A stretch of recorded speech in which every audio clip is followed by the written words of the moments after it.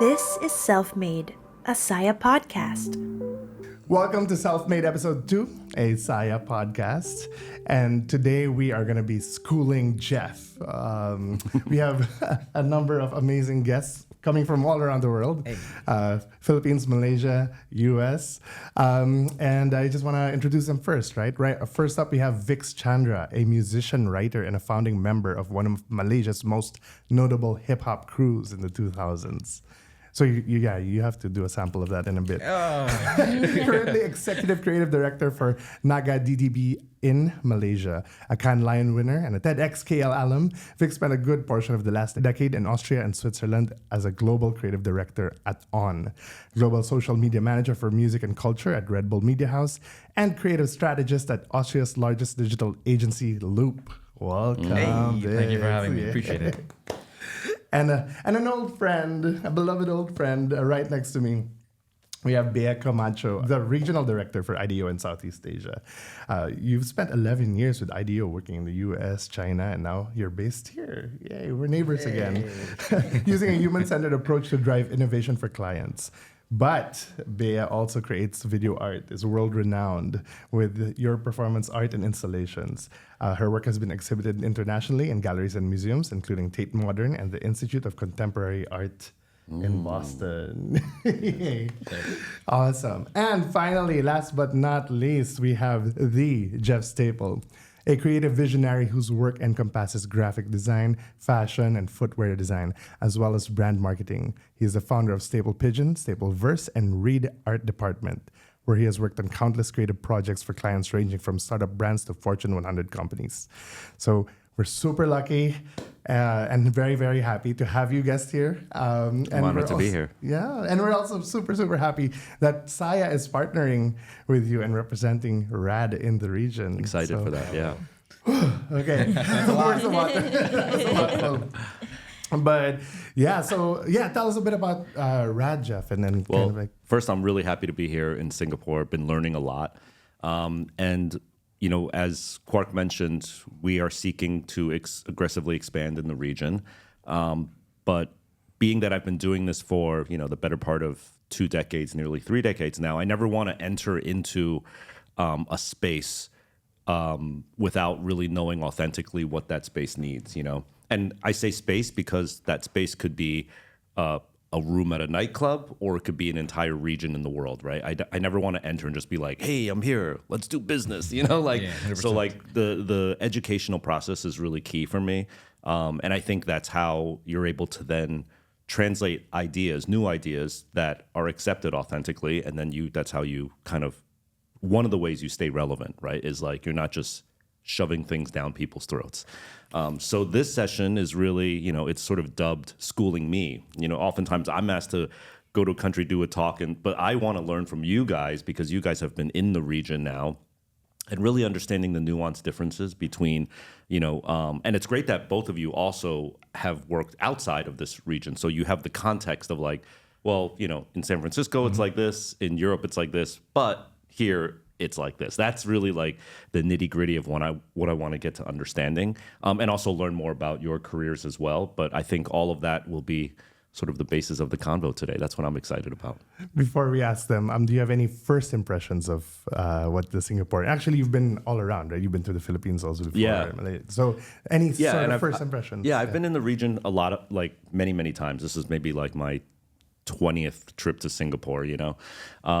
So I do have a pretty good sort of surface level understanding of it, but probably missing the deeper nuances. Like one of the, to answer your question, one of the first nuances that I sort of understood is that the level of wealth in Singapore is really crazy. I hear about like you need like $100,000 just to get the paper that allows you to buy the $1 million vehicle, right? Like, and it's funny because I learned that that paper, correct me if I'm wrong, is called COE, right? Yes. That's Certificate of Entitlement, which is fire. That's like the most perfect, the irony of like entitlement. This certifies my entitlement, motherfucker. It's great. So anyway, so there's that. The level of wealth I think is insane. CRA, right? Crazy Rich Asians. That wasn't a fictional story. That was a documentary. And then I think the other thing is like the tight knit community-ness of Singapore, right? Everywhere I go, I might say a name to somebody else, and everyone seems to like. I know them. I know like I've never been saying a name, and someone's like, never heard of that person. Like everyone knows everyone here. So it's like it's y'all are on an island, literally and figuratively, right? But I think it's very, very tight knit. So there's certain pros and cons of that I would love to learn about and understand. Yeah, that's why whenever I see someone driving a Kia Pride on the road, I was like, look at that baller, man. 150,000 plus. You've lived here 2 years now, right? Yeah, exactly. Kind of Do you have a car? No, I don't. You're not entitled. It's an investment, Which pretty is much. kind of dope that you're not entitled to, right? Like that's a compliment, low key. Flex.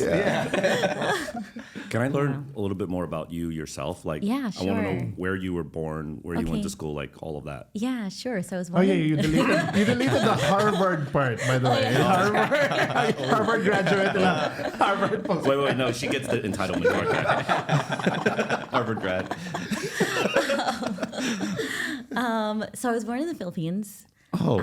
And spent time growing up in different countries. So I lived in Hong Kong for a period because my dad was working there.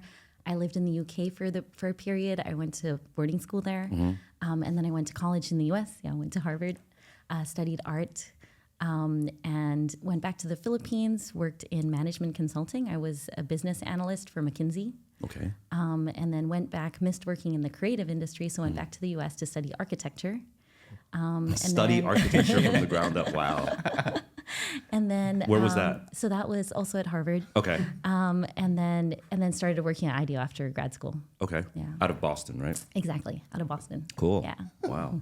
And also, like her art is next level. Like one of your most popular pieces, or your most famous pieces, is she cocoons you basically cocoons I heard herself. about this. Yeah, for 11 hours. 11 hours. Yeah. Wow. So I know, a little crazy. My mind goes straight to bathroom breaks. Oh my God, yes, that's the first question people ask always. Priority. Well, what's the answer? did you train for that? No bathroom breaks. Oh, so no that's- training, no bathroom breaks, but I didn't drink very much the night before and like zero, Okay. the morning of, like you don't drink anything. But the thing is that, because during the performance, you get really into the flow of it. Like I don't practice, there's no pattern. And so it's really just every Meditative, stitch is right? Super exactly fluid, yeah. super meditative. And so you get in that zone where you like don't even think about going to the bathroom. And like even after I'm done, people are like, don't you need to go back? Oh my God. Like I didn't even, it's just like being very much in the flow. Wow. Vix, Malaysia. Yes, sir. Like, yeah, very. I actually did a commercial in Malaysia, and I was kind of shocked because I wasn't allowed to shoot underarms. Boom, there you go. Armpits. How dare you? What? How dare you? No, in Malaysia, don't ask me why. Because when I You can't entered, show your underarms in Malaysia? not in commercials. So it's How about considered legs? obscene. No. I'm not sure how. Is it like is the decolletage No, you can't do okay? this. You can't do this. But you can show this and Yeah, your neck is fine. stomach, midriff.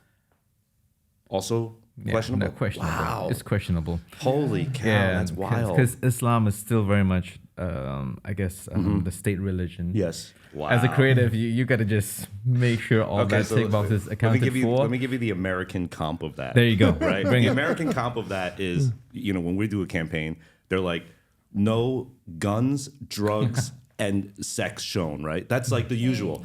But it's like the difference is like you can't like kill somebody through an arm injection and penetration sex. But that's Other than that, it's fine. everything's all good. Oh dear. Like, thanks, America. Yeah. But you can have a woman sitting on top Yeah. of a man. Yeah, kissing everything him, else yeah? goes. Yeah. Yeah. Did you Wow. start your advertising career in Malaysia, or did you move back after? No, it's funny. So I started out as a suit, thinking I'm gonna be madman. I'm gonna go into the boardroom and flash a few cards up, and the client's gonna clap their hands like, "You're the man." Copywriting was my only out. If I did not excel in copywriting, I was dead. I didn't know what else to do. Luckily, I was all right with copywriting, and that's where I guess I slowly made my mark. until I think about 2016, I joined the dark side. Dark side, depending who you ask. Because the brand side would say advertising is the dark side. I joined Rebel Media House as a global social media manager for everything culture. So, which is right down my lane, right? So it's music, dance, Rebel Music Academy, which is great because I'm probably the least sporty person in Rebel Media House. I digress, by the way. When you work at Red Bull, everyone asks you on the weekend what you're gonna do. Are you mountain biking? Yeah. Are you going to go surfing? Which cliff are you skiing? jumping Which cliff? And I'm like, nah, man. I'm gonna Netflix and chill the fuck out. You know what I mean? So yeah, I think from there, I guess I started to realize I really like what I'm doing. Like culture, I'm really embedded in culture. I'm from a hip hop background. I do arts. I was in theater. So that made sense for me. So I think everything that came after that, from working to the agency where I was creative strategist for Porsche, to joining On and what I'm doing right now at DDB, the red thread is essentially being the guy that injects culture into campaigns or bridging that gap between brand and culture, which is a bit of a balance because very often companies and brands would think like, let's just leverage on the skateboarders and the hip hoppers and let's just make a rap song. But it's so intricate, and people can call the bullshit out these days very easily. So when you were working on Porsche, you were on the agency side. I was an agency and then side. On was brand side? On was brand side. Okay, and now you're back on agency side. Yeah. So I know in the Western world, there is that sort of like some people stay in one, they stay agency, but you went back and forth. Yeah. So how does it feel here now that you're on the agency side? Like, do you miss anything about being on the brand side? Do you wish? 100%. Yeah? I do. So even here, it's still like the brand side feels a little bit more just authentic and real than being It's on the slightly agency different, side? yeah, Okay. because I think it's a whole different set of stakeholders, right? Yeah.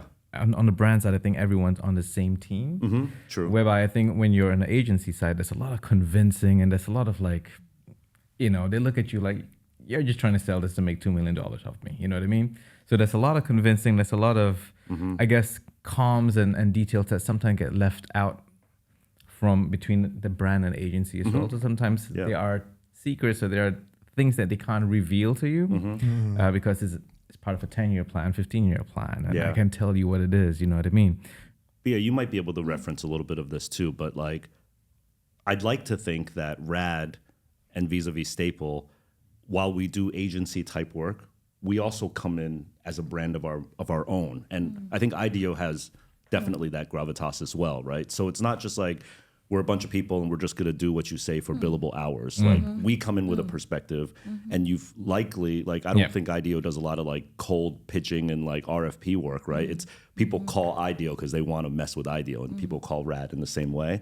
So it's cool to be able to me, it like, the reason why I love RAD so much is that it flexes my muscle of being able to problem solve for another brand and a multiple suite of brands, but not just be your GIMP and have to listen to whatever you say. 100%. I think that's why I think that's a very famous story about White and Kennedy, about how McDonald's went to White and Kennedy, and White and Kennedy basically said like, I don't think you're right for this. And McDonald's went back and made a case on why you should be our agency. McDonald's like, we need to create an RFP pitch for White and Kennedy. Exactly. Like what?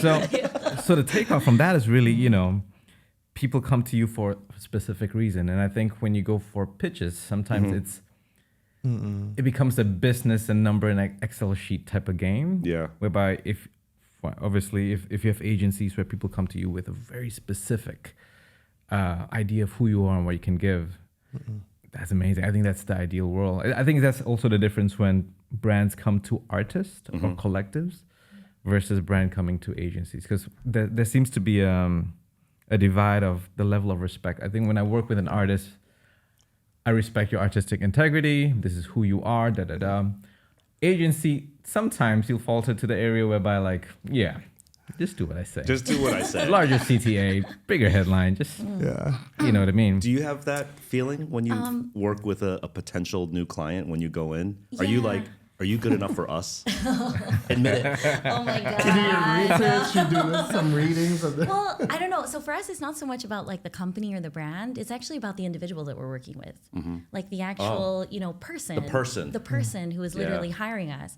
Actually, it's really more about that. Like for Really? us, when we think about like clients that we are excited about working with, because I think a lot of the make or break of the project is really like not so much about the brand. It's like really the individual who's going to be there, who's going to champion the thing that might be really difficult to get across in their organization, but is going to be that champion. Right. So if you have great brand but terrible individual, Exactly. you might not take it. Exactly. Right. Exactly. Picking up cool. from that, clients, how different are they? I mean, you've had a bunch of clients in Asia as well, right? So is there a big difference between working here in Asia and working with clients in the Okay, US? that's a great question because I can answer that as a perspective of an American. And I'm not only is my business American, but I'm also Asian American, right? I was born and raised in New Jersey, New York area, right? So I only know it from this perspective. So we do work with a lot of Asian-based clients, right? Whether it's like, Pioneer DJ or Uniqlo or whatever, right? And what I do find is that in Asia, it's much more nuanced and like you have to feel each other out for a much longer amount of time. Whereas when you're dealing with American clients, it's just like, let's just get to it. Yeah. What's the scope? Do we agree? And then let's agree on the finances and let's go, right? There might be one bar meetup and drink involved in that. Yeah. But like when we deal, and particularly with Japan, there's a lot of green tea matcha sessions 100%. right? There's a lot of that. And I would say like sometimes we spend literally 4 to 6 months not even talking scope or finance. It's just courtship and just, vibe checking each other for half a year. Yeah. And my ops person in New York who's used to dealing with Americans is like, all right, like let's just let this fish off the hook. Forget it. They're not good. I'm like, no. This is the way it works. Also in the Middle East, it's the same. In the Middle East, they have this term called wasta, which is like, does he get it? Right. And it's just like you just spend time having like the coffee and like you just talk to each other about nothing about the job. Just like, does he have wasta? The vibe check. Yeah, vibe check. That's what I find. I don't know if you guys. No, I Validate that. I can validate that. Really, Yeah. I think especially working at On and Red Bull, I think especially when it comes to Japanese clients, I think they'll never say no. Right. There's never no. They'll never know. There is a no. There is a but no. you have to read it. You have to read it, or it comes in the email 3 days later. Wait, can I impersonate Japanese no? Oh, I don't know. Go for it. I can do it. Ready? Yeah, you can do it. This is no in Japan. There you go. But that's a clear no, though. No, that's a heavy no. That's a clear no. Very often it's yes, sure, because it's place nice and it's Asian culture, right? I mean, we're like that. But I really enjoy working with Americans and Germans for the reason of being really direct. Like no is no, yes, it's strictly business. It might come off too straight or too rude, but it's just strictly business. No, yes. But yeah, I think understanding nuances, especially in Asia as well, it's so different. I'm not sure how it is in Singapore. And How about Philippines. Southeast Asia? With all the dealings you've had here in the wider region of Southeast Asia. I think a lot of like leadership culture is different, in terms of like who's the person in the room, or like how much is it the one guy in the room who's really like making all the decisions versus actually the people in the room, just being there to listen or actually give opinions. Yes. So that varies a lot, but also a lot of times there are definitely cultural differences across countries, but also it's just like company cultures too. Like we've noticed that with different companies that we work with that are some very kind of traditional companies that have very hierarchical structures, and other companies that are like super flat. One and guy like, makes I don't the know, whole we decision, work with IKEA. I mean, they're super that kind of organization where really everyone has a voice in the room and like Wow. Interesting. Yeah, China's its own beast. I remember we were working with a client in China that was actually trying to acquire like my brand, and I remember we would go through like 5 or 6 hours of just high stakes poker negotiations. You know what I mean? Like you're just at a table and like it's war games, right? You're just like translators going and like calculators being typed, and then they just throw the calculator across the table like this is my number, right? So you go through hours of negotiation, and then when it's done, okay, free time now. Like it's like a whistle blows and it's like let's go drinking now. Oh, damn. Yeah, and the free time, they call it, they literally in Chinese, the translation is free time, which is like now we stop talking business and we go to karaoke and have and drink and eat, right? But that's in China where the real business happens is during free time. Absolutely. Over by Joe. Yes, yeah. Really interesting cultural nuance. Yeah, how do you guys stand your ground? How do you push back? Like, what? Because you Talking guys, leverage. Yeah. Yeah. It's doing things out of the box and actually trying to break the mold and not do things the usual way is probably the way to go about it. And then the usual way is typically the thing that will pay the bills and keep the lights on, like the bread and butter type business, but always reserve headspace and room for like, what I call swing for the fences versus, I'm sorry, American stupid baseball analogy, but like instead of going for like the singles and doubles, like do some swing for the fence Grand Slam stuff. Yeah. Like for us, I'll give you the comp at Staple. We did a thing where, we released the Nike Pigeon Dunk sneaker, and then that released to a literal riot that occurred where people were arrested and then it was on the cover of the newspaper, right? That swing, was in 2005 and people mythologize that story to this day. So what an ROI. Like if that wasn't a campaign, but if it was a campaign, what an ROI on that, right? Yeah. People talk, that's like 1984 Macintosh ad level shit, right? Like people still reference the hammer throwing into the screen, 100%. So it's pretty special when you swing for the fences and it lands, and you got to keep taking swings. Based on parameters of data. Like it has to be 5 seconds. Upload a logo up front. No one watches content beyond 30 seconds. No, you go to Nowness, 4 minutes videos. People still watch 3 minutes music videos. Game of Thrones. People marathon that shit for a whole day, a whole weekend. You know what I mean? So like for that riot case that you just said, it was just, I feel this could work. Yeah. And you go No in with data that human back that. instinct and you just go, fuck it, let's do it. Yeah. And then sometimes it works, but sometimes, it falls. I'll give you But an example. go for So it. in that case, right, kids started sleeping outside the store 5 days in advance, crazy. right? So we did, this is the moment that you talked about. I remember my team was like, hey, should we call the police to tell the kids to leave, like get disturbing the peace, right? And we considered that. Can you imagine if we told the crowd to disperse? What happens? We would not be talking about the pigeon dunk today, potentially, But I was just like, no, they want to wait. Let them wait, right? They'll just come back. So I was like, no. But that fork in the road was right there. Yeah, Exactly. And no amount of data. The data tells you to get rid of the kids. Yeah, exactly. Yeah. Exactly. So very often I get into those little scuffles of like, but data says this way, see. I'm like, but no one actually does I have this a in theory real on the life. data. The data is needed when the skill level is not there. When the actual, like the ability to execute and the technique is not there, then the data becomes the crutch. Yeah. To be like, well, our ideas kind of suck, but our data is rock There you go. solid, right? Would you Yeah, agree? yeah. I agree. Yeah. My CCO has a little thing against lukewarm strategies, like strategy for the sake of strategy. Nice. Like, Yeah. what's the point? Like this, Yeah. like let's put it aside first. Let's just go in. But I think I think companies like On, brands like On, strategy is super important, obviously, because huge sales numbers, da da da. But I think for those kind of moments where you just create cultural moments, you just have to, jump out the window. and see Lukewarm what strategy is a great term. I'm gonna like I suffer this even within my own agency and my own creative team. Sometimes bubbles up ideas that are lukewarm, in my opinion, and it's gonna happen. But I feel like I try to break down the reason for that. The reason is time. Right, time is a finite thing that no one can hack around. Right, and if there's a deadline and there's other projects coming in the pipeline and all of them have deadlines, you have to serve up an idea and you want to just check the to-do list of this idea. Go through the motions. Yeah, that's where it happens. Yeah. So now, as whether an ECD or a creator or an independent or an agency owner, what's the solution for that? Right? Is it because you can't extend the time? So do you now add more bodies? Do you take the existing bodies and empower them more to be able to think sort of higher on a higher level? That's I don't have the answer to that. I'm still trying to figure out like what the right balance is of that, so that you don't get lukewarm ideas to supplement the deadline. True. Yeah. Because IDEO is like super data driven, right? But you're also an artist, so how do you balance those two? Yeah. So I guess, when we think about data, it's like it's qualitative data, right? So it's like data that we get from people that we research with, that we interview, that we speak to, that we show the work to, that we and really, kind of understanding their needs, their mindsets, their aspirations. And like for us, that's the thing that we use to push back, like to your question, Quark, of the pushback to the clients, right?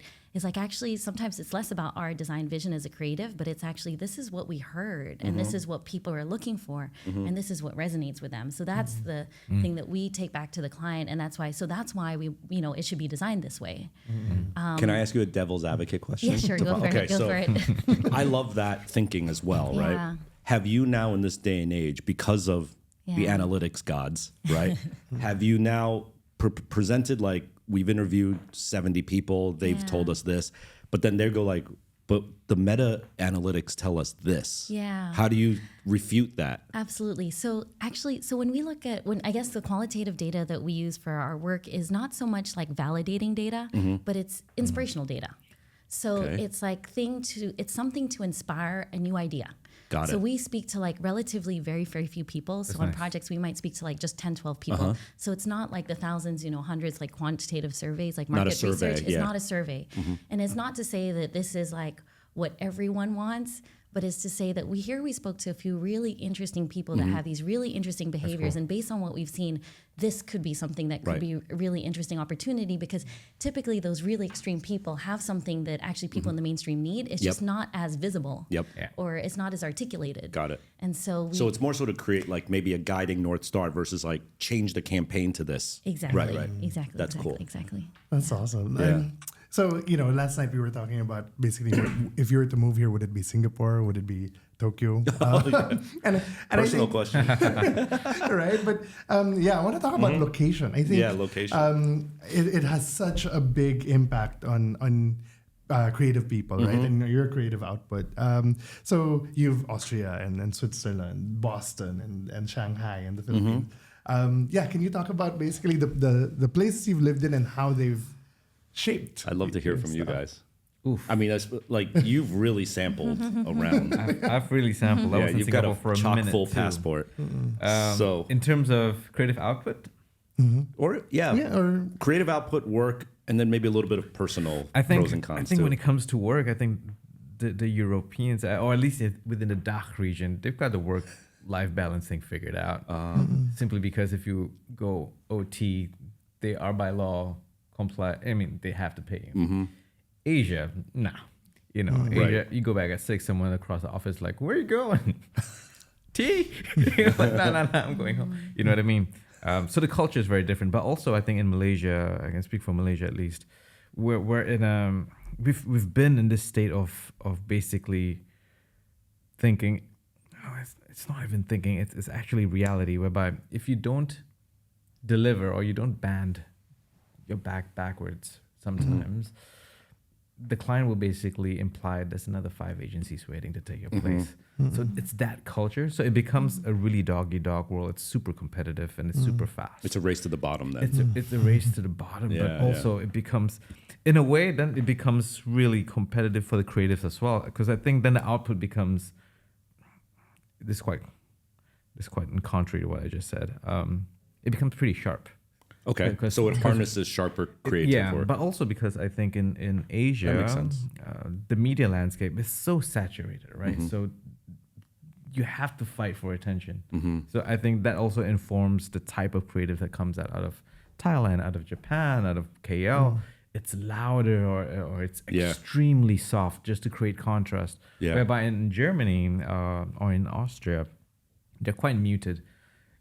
I just read news a couple of months back. I think a city in Germany and Austria, they're eliminating all billboards on all out of home simply because it's to a reduce distraction. the static. It's too much noise. So no ads outdoor. Over here, every corner you find, if there's a little small space to make an ad, you'll find a brand over there. You know what I mean? So in that sense, I think the creative culture is very different. Here it's you're competing for attention, you're competing for space. Whereby in Europe, it's slightly different. It's a bit more. Where were you living during the pandemic? I was in Austria. Okay. Do either of you know that sort of manic, crazed working environment in Southeast Asia during the pandemic? Did it let up then? Like, were you allowed to not worked, like 60 hours a week at that point? Was there a work-life balance? Yeah, for the safety, especially during shoots, because Okay. my longest shoot I think was like 34 hours, like from 8 a.m. to noon the next day or something, like afternoon the next Without day. going home? Without going home. Wow. And all that shit stopped. Yeah, Like, yeah. thankfully. And But then it came back. I'm sure it's back yeah, now. it's slowly. Like Yeah. I can feel producers are pushing. Right now Right. it's probably like 16. But during the pandemic it was like 12. Well, going back to the location, you mentioned also yesterday, you put up your store in 2001 in New York. And I mean, despite a lot of the sadness that was going on in New York at the time, I think probably 2000 to 2004 in NYC, the three of us and Natalie, the co-founder of Saya, were lucky enough to have lived there, and that was like such a golden age. It felt like for New York City, and the creativity was just. You know, the Strokes was starting out, and, hip-hop For sure, was at hip hop its culture. infancy. You're showing your Right, so age. streetwear. New York, Oh, yeah. yeah, I mean, the birth of streetwear and graffiti and everything. Like New York, it is such, to me, like an amazing place. Obviously, I mean, everyone I think would agree that there's a certain if like an alien race had to put a capital of the world, like New York would be top 2 or 3 choice, I would imagine, for most people on Earth, right? Like, fine, give it to New York. Even LA would say, fine, give it to New York, right?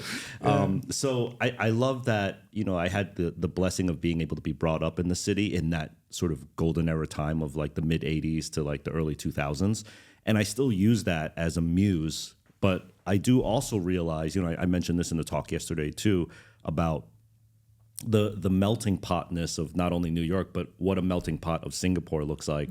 And also recently in the Middle East, like the melting pot of Dubai is a melting pot that you just don't get from being in New York or LA or Chicago, right? It's like such a different vibe that's amazing to taste, feel, and smell.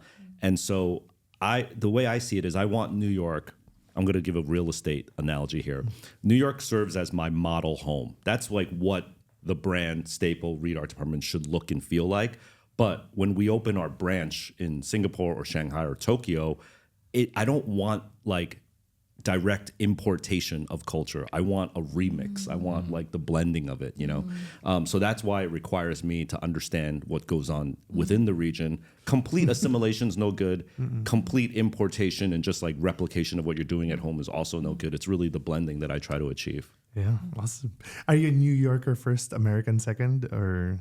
Oh, at this point, I like barely say I'm an American. Like, I'm just like, when people ask where you're from, I'm like New York City, not even New York State, because when you go north outside of like Yonkers, it starts to get dicey.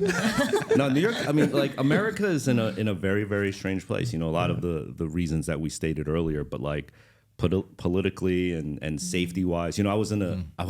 Funny story. I was in a car with some friends in Singapore this week. And they were like, "Oh, we're gonna park here. Just leave your bags in the car." And I said, "Oh, is it safe?" And they both turned around. They're like, "We've never heard the words "is it safe" in Singapore." Like that sentence was foreign to them, right? But in New York, it's that sentence is in your head literally every minute. You're like boxing in New York constantly. Like, is this safe? Is this train safe? Like.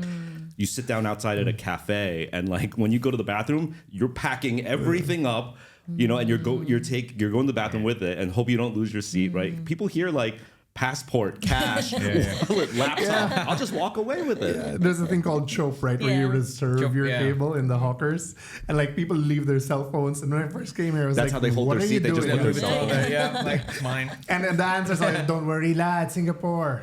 Yeah. So which I mean, like I think what's better, like, because when you guys now travel to New York or like another country, maybe you're like the prey, like everyone's like, That's Singapore. 100%. is it true? Am I getting soft? Are you getting soft? It's like, I have to remind myself when I travel. Yeah. yeah, I know, but it's like the capital in the Hunger Games. You know what I mean? It's Yeah. like, let's have wine and like send us your tributes. But yeah, there's so much to be said, I think, about especially like raising a family. There's a lot to love also about the city, which actually brings me to my next question: the creative communities. You grew up like graffiti culture, hip hop, and you were in a rap crew. and you were very much entrenched. So Bea's actually a radio DJ. Oh yeah. in your college radio, and you were very much interested in indie rock and a lot of like the alt rock stuff. So and of course the painters and the visual artist community. Like, how does that inform your work? I would say in the States, particularly in New York, the creative community is so if there's like a spectrum of like supportive versus competitive, we're pretty competitive, I think, and it's unfortunate. There's not a lot of like kumbaya group hugs of designers. It's more like, what are you doing? How are you doing? How much are you billing for that? Okay, now I know. And like they go off. Yeah, it's pretty cutthroat, I think, because I'm even talking in the supposedly like community focused street culture young designer. In the agency side, it's full Shark Tank mode. Yeah. And it's just a byproduct of like, being in a city that's extremely expensive to operate and live in. And, if you're trying to raise a family, like you said, it's even worse.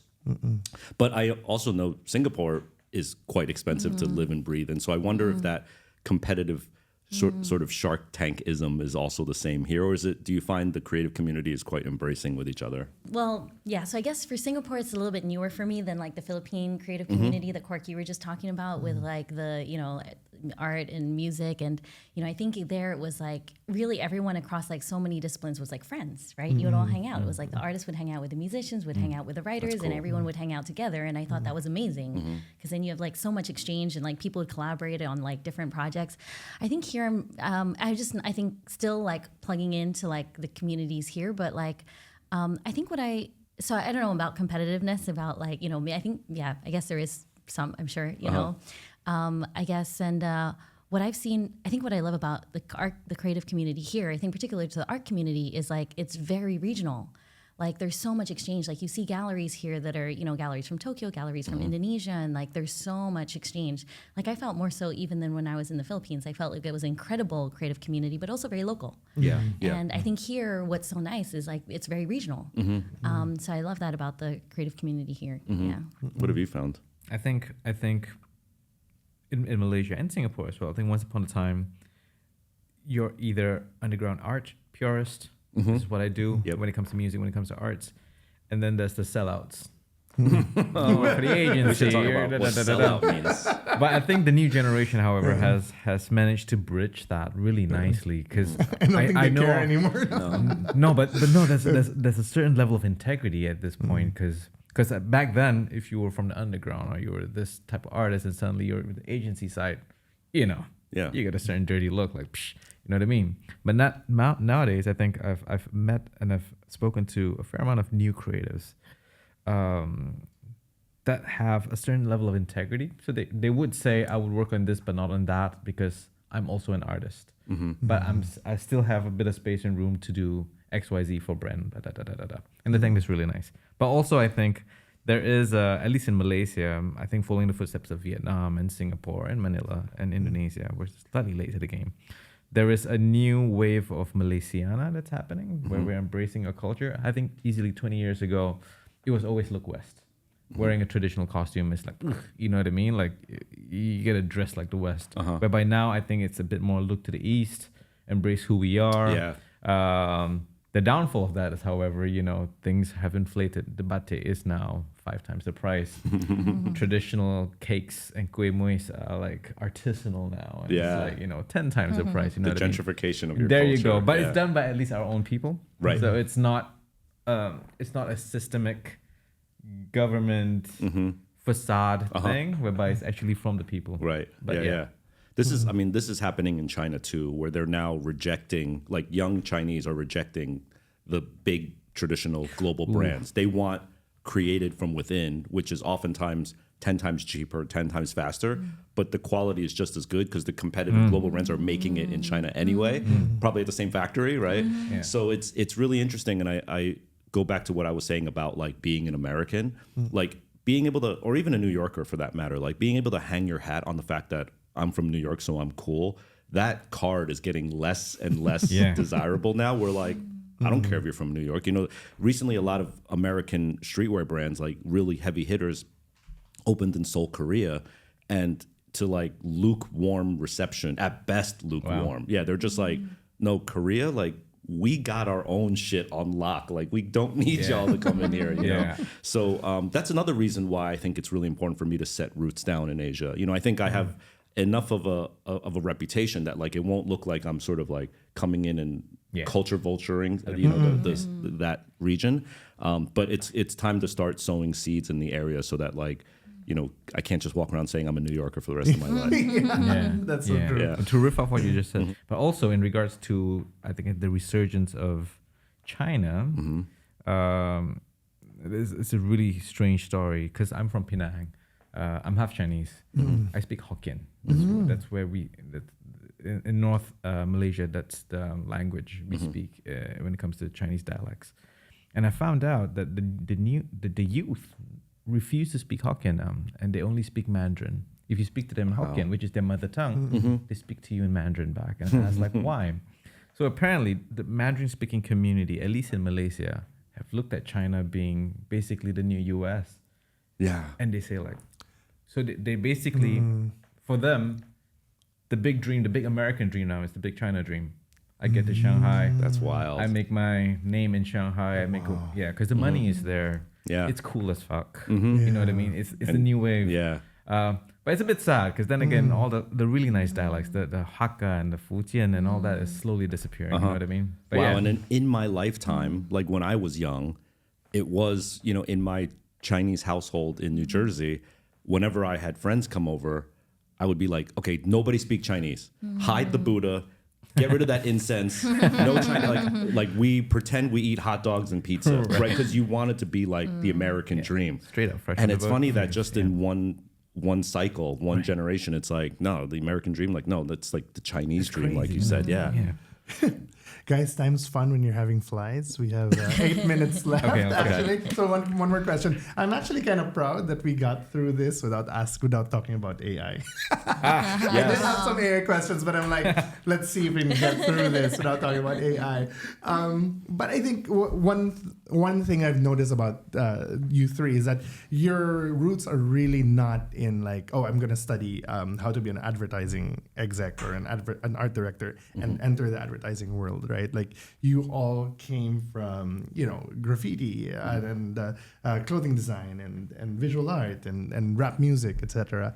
Do you suggest creatives like who want to enter the advertising industry follow a more straightforward path, or is this the way? Like, I wouldn't even suggest it. I would almost demand it. You know, like at this point in time, to spend 5 years studying like typography and 2D composition is like, why? You know, and this does go into AI because I think, you know, as technology streamlines the actual sort of like more manual hands-on approach to things, the thinker that can sort of ideate on a level that is above just being able to like do the Photoshop work, do the typography work, but actually think it and then be able to express that using whatever the tool of the year happens to be, that's going to be the winner, you know? So, but you know, I say that and then I want to contradict myself because I do greatly respect Craft. what in Japan they call the shokunin,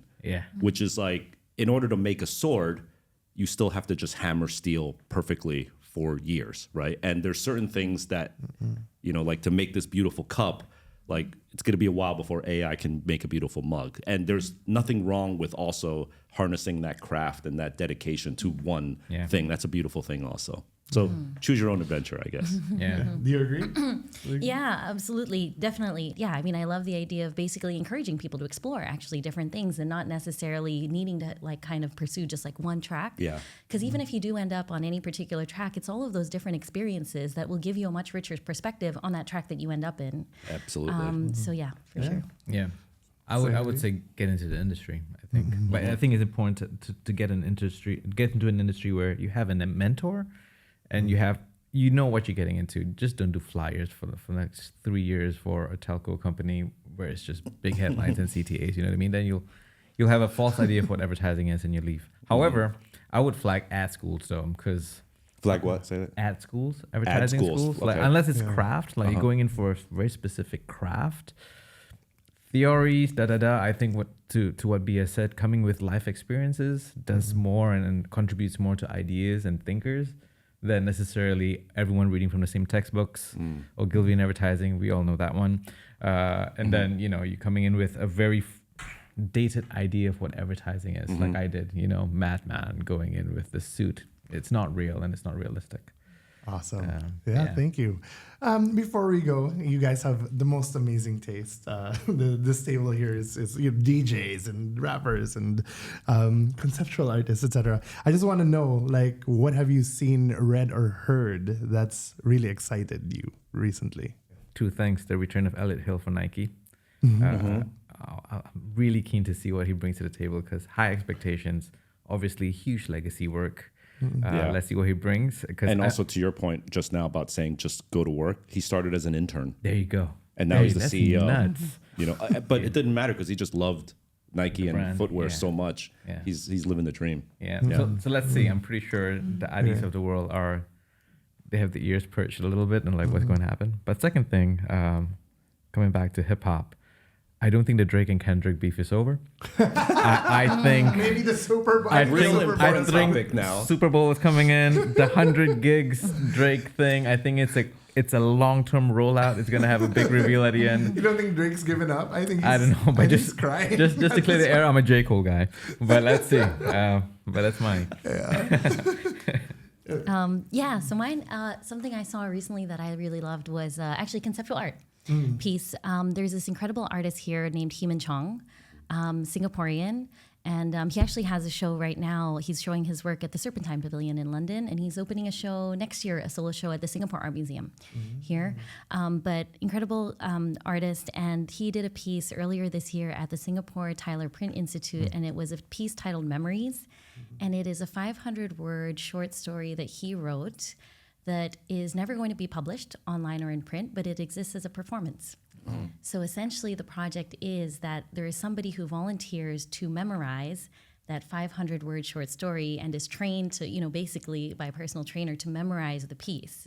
And that's how the work exists. Wow. It exists only as a performance, so it's only an experience. Wow. There's no actual physical artifact of this work. That's cool. And will he be able to retell the story? Yeah, so that's the idea is that person will retell it. They're supposed to memorize it exactly word for word, but as you know, people are people. It's the game of it's an orator again all over again. Yeah. That's really cool.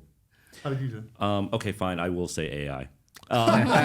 Guilty. No, but I've really noticed ever since how AI has been evolving so much that I always try to check myself psychologically as I'm doing things, and I notice that as I'm scrolling social media now and I'm seeing things, my brain is now already in this early 1.0 stage of AI to pre-assume that the thing I'm looking at is likely fake or doctored.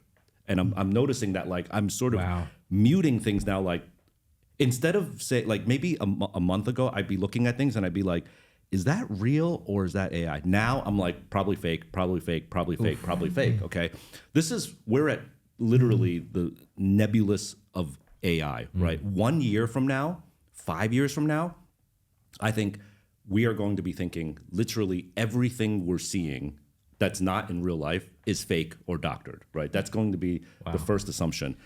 What does that tell me now? That tells me that true in real life experiences will be so luxurified and hallowed ground. And I'm not talking about going to your favorite omakase restaurant and taking the pic, because by you taking a pic at this in real life experience, especially now with the new phones, you can doctor everything in seconds, right? So no, I'm talking about shaking a hand is going to be such a valued experience. And we're opening a store in New York at the end of the year. And instead of thinking about what should I do in my retail space to sell goods, I'm now sort of thinking about what can I do in my retail space, because I think in 3 years, kids won't be lining up to buy sneakers. They'll be lining up to talk to a human being with their own 2 eyes. And they'll pay tickets for that. They'll buy an admission ticket for that, And I might even say no phones, no phones. This is experience, That's so cool. I really think that's going to happen. So the irony is that while everyone's afraid of the power of AI and what it's going to do to us, the irony is that AI is going to teach us what it really means to keep it real. Sweet, yeah. Speaking of which, this is an unforgettable experience. Thank mic you, drop. guys. Such a great. Yeah, thank you so much, guys. Yeah. I feel Thank you, so much. likewise. Just I'm ready to go now. Let's plant the flag here. Thank you so much for your insights. Really. Likewise. Thank you for having us. Thank you.